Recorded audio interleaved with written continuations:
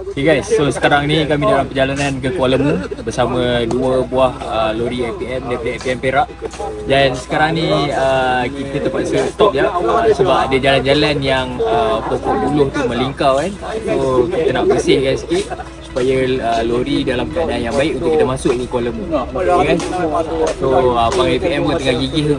Dan inilah dia orang cakap bukan pengawadan lah, cabaran yang kita perlu hadapi sebelum kita masuk ke Kuala Mu ni. Dan terima kasih bantuan logistik daripada APM Perak untuk dua buah lori, APM Ipoh dan juga APM Kuala Kangsar. So kita selesaikan sikit dan kita terus masuk. Okay, go.